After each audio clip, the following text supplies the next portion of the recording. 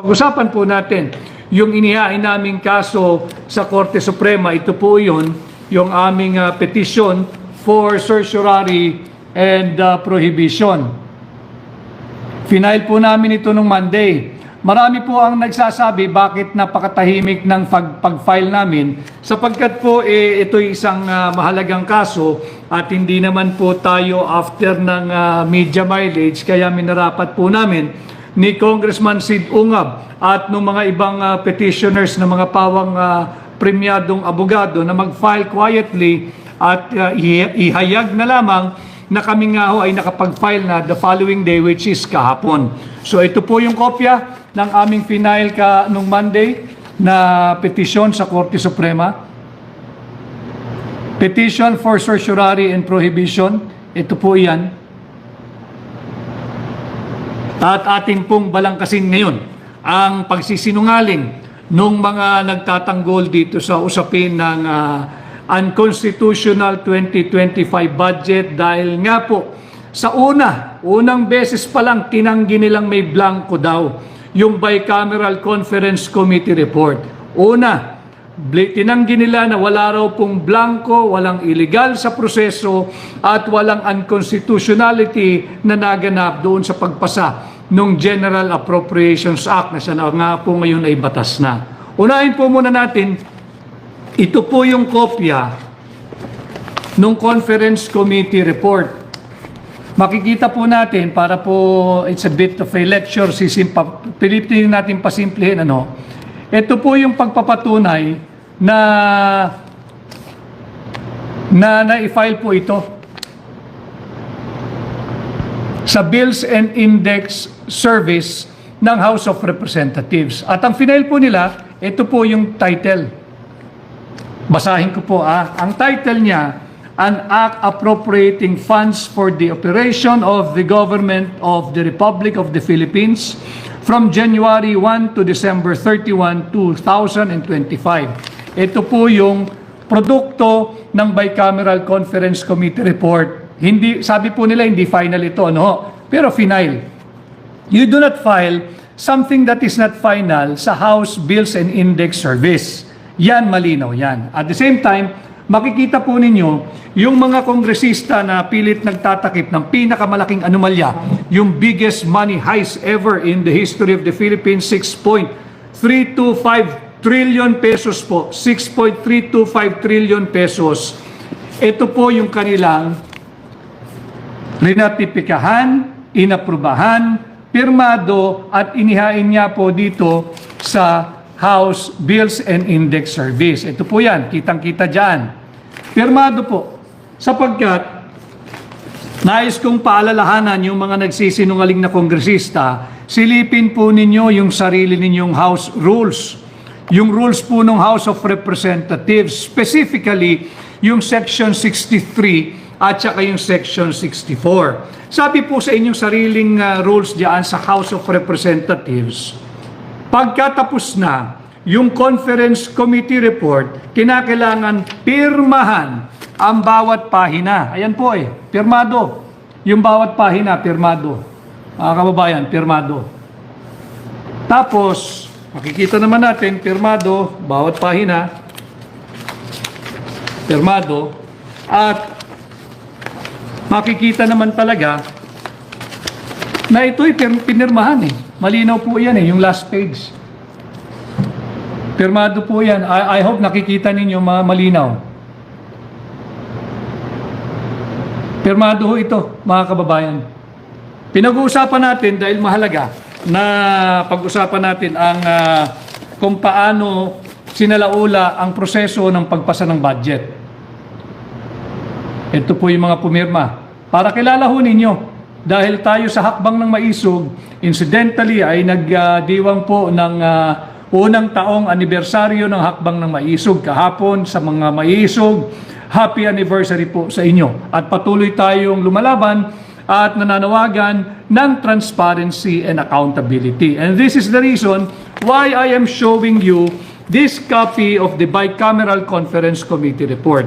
Ito nga ho, pirmado ang bawat pahina at makikita ninyo na tuloy-tuloy ho yan pirmado po yan At ipinakita ko na rin po sa aking isang page yung mga blanco. So, talakayin po natin. Merong isang mambabatas na ginagawa pong bobo ang mga Pilipino. Masaklap, masakit, sapagkat patuloy po tayong binubudol, ninanakawan ng trilyong pisong halaga, tapos ginagawa pa tayong bobo. Ang sinasabi ho kasi, nung mambabatas na yan na taga Marikina, hindi ko kasi matanggap Congresswoman Stella Kimbo, hindi ko matanggap na ginagawa mo naman bobo, ma'am, yung mga Pilipino. Huwag mo naman gawing bobo ang mga Pilipino. Kaya ako nagkakaroon ng ganito diretsong ugnayan sa mamamayang Pilipino sapagkat sinisikap ko hong pasimplihin yung mga usapin. Tingnan po nyo yung sinasabi niyang may omnibus motion daw na pinahintulutan yung kanilang technical staff na mag-effect, authorized to effect o gumawa ng correction. Tatlong bagay lang ho yung sinasabi ron Binigyan nila ng otoridad na gumawa ng correction sa typographical, grammatical, and or printing error. Malinaw po yan. Ito po yung sinasabi niya. Tama siya. May omnibus motion. Pakibasa po ninyo. Binilugan ko po kung ano lang yung pwedeng gawin ng kanilang technical staff.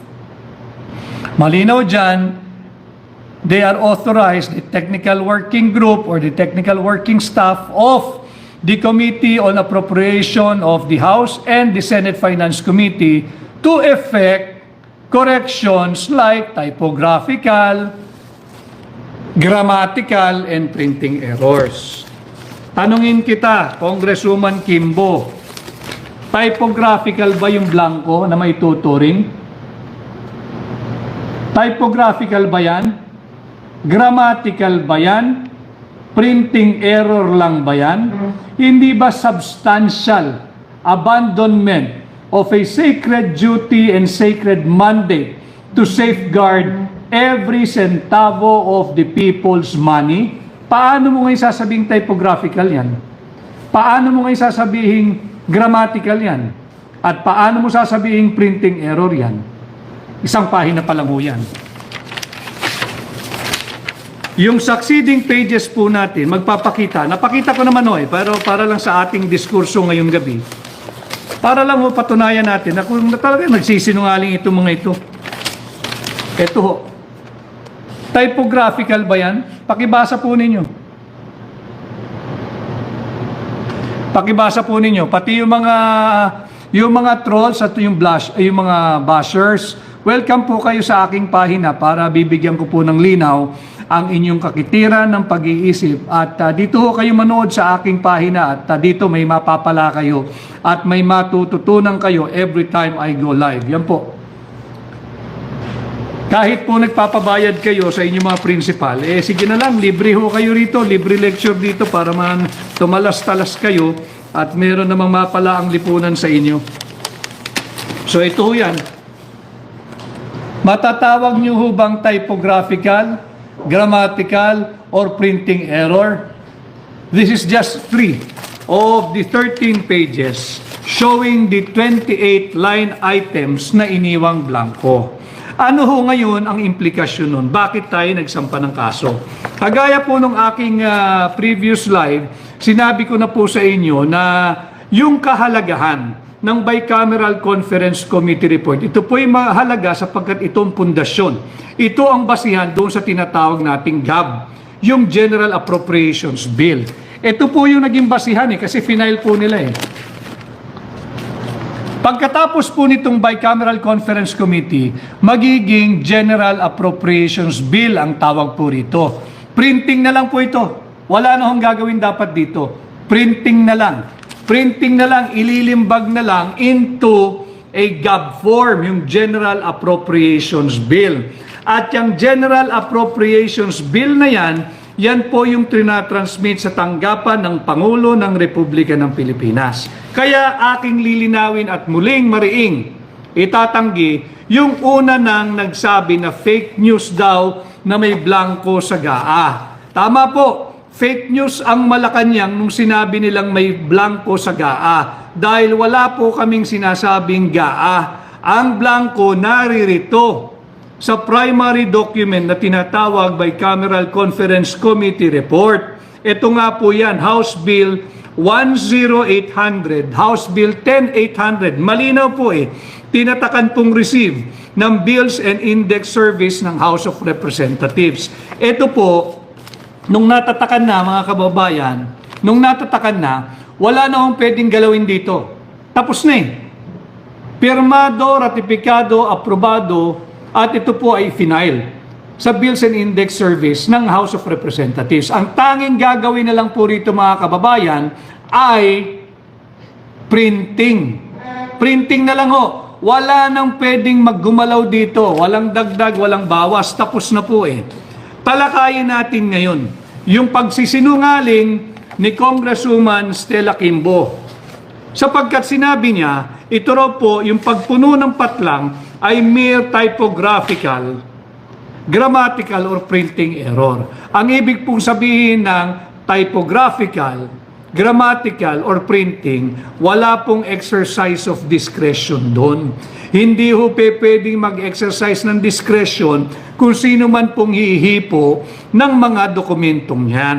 Sapagkat tapos na Only Congress can pass an appropriations bill.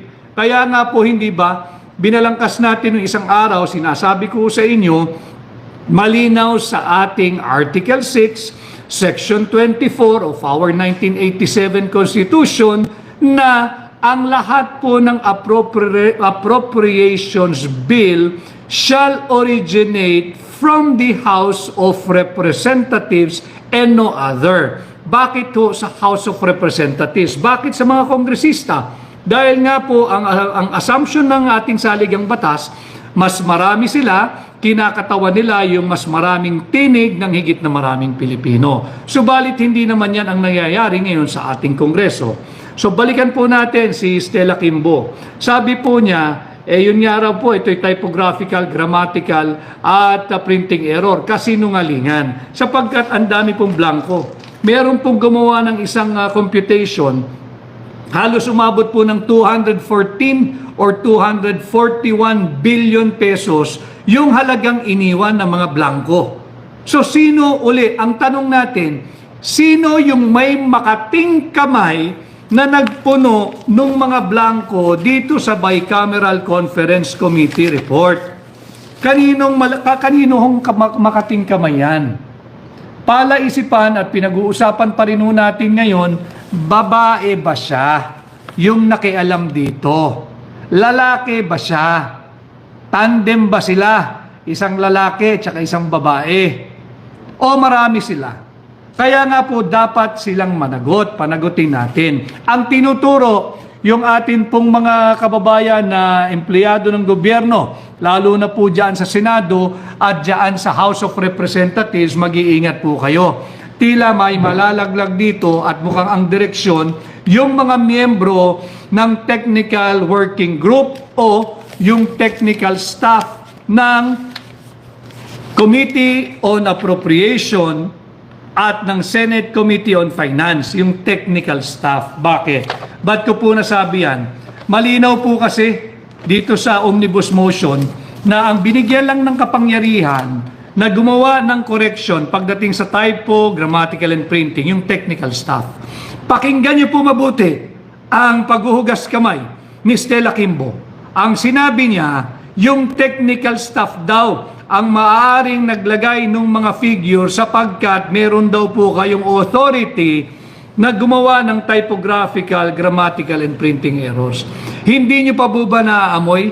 Papunta na ho sa inyo at tila ilalaglag kayo.